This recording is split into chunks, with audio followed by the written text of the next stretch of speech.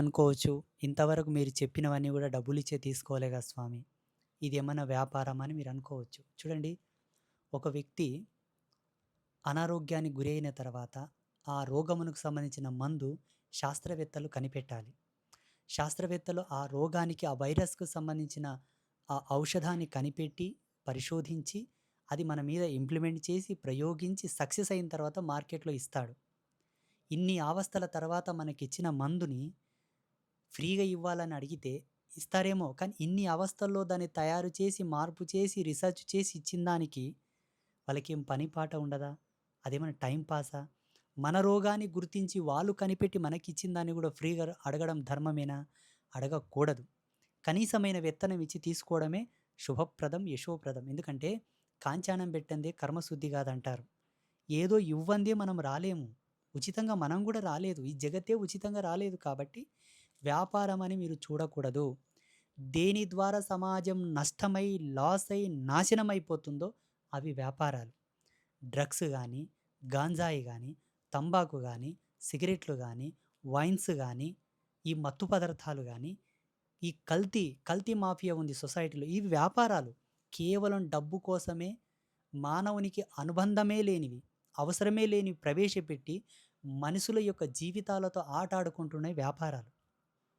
అలా ఒక డాక్టరు శారీరక రుగ్మతలను రోగం యొక్క మూలాన్ని అనుసరించి ఔషధాలు కనిపెట్టినట్లనే మనుష్య జన్మ ధర్మాన్ని అనుసరించి మానసికమైనటువంటి మనిషి యొక్క యాతనను బట్టి ఏగేటోనికి తెలుస్తుంది ఆ పరిస్థితి ఏందనేది. ఎంతోమంది పీఠానికొచ్చి చెప్తూ ఉంటారు, మాకు ఈ సమస్య ఉంది, ఆ సమస్య ఉందని. వీటన్నిటికి మెడికల్ రిఫరెన్సెస్ లేవు. అనుభవించేవానికి తెలుస్తది. అలా చూసిన తర్వాత మేము అనుభవంతో కనిపెట్టినటువంటి దివ్యమైనటువంటి భగవత్ సాన్నిధ్యంలో మేము పరిపూర్ణంగా దర్శించినటువంటి వస్తువులవి. మనసుండి నమ్మకం ఉన్నవాళ్ళు తీసుకోవచ్చు. ఇదంతా వ్యాపారం కాదు. మీకోసం మేము దర్శించి ఇచ్చాం. అంతే తప్ప డబ్బు మీద వ్యామోహంతో కాదు.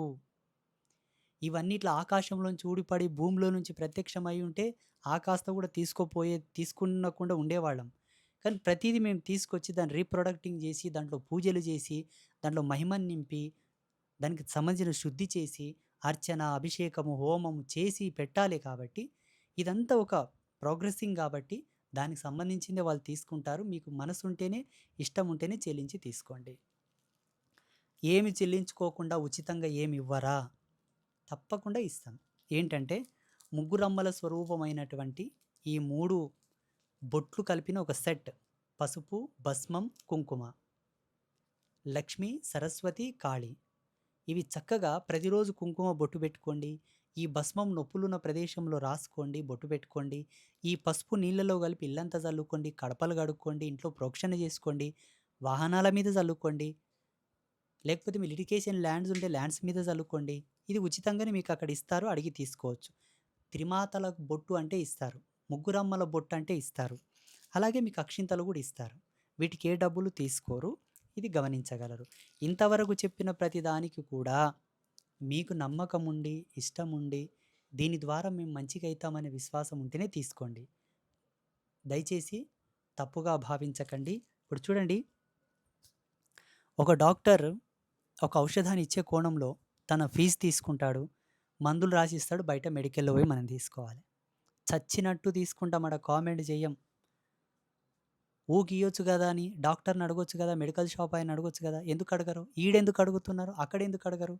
దానికి బయోలాజికల్ ప్రూఫ్స్ ఉంటాయి గదా స్వామి! సైంటిఫికల్ ప్రూఫ్ అండ్ సర్టిఫికేట్ ఉంటది గదా! ఔషధం యొక్క ప్రమాణం ఉంటది. దాని యొక్క పని తీరు గూడా దాని మీద మెన్షన్ చేసి ఉంటారు గదా! దాంట్లో గ్యారంటీ ఉంది. క్లారిటీ ఉంది. అది ఎక్స్‌పరిమెంట్, అదొక రిసర్చ్ గాబట్టి నమ్మకం ఉండి తీసుకుంటాం. దీంట్లో ఏముందనుకుంటే దీంట్లో గూడా మా రిసర్చ్ ఉంది. మా నమ్మకం ఉంది. మా ఎక్స్‌పరిమెంట్ ఉంది.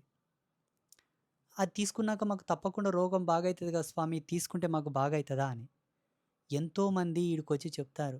మందులు వాడి, గోలీలు వాడి, సూదులేసుకొని, గ్లూకోజులు పెట్టుకొని, డాక్టర్ల చుట్టూ, హాస్పిటల్ చుట్టూ తిరిగి సాలైంది స్వామి అని చెప్తారు. మరి గోలీలు పనిచేయనట్లా? మందులు పనిచేయనట్లా?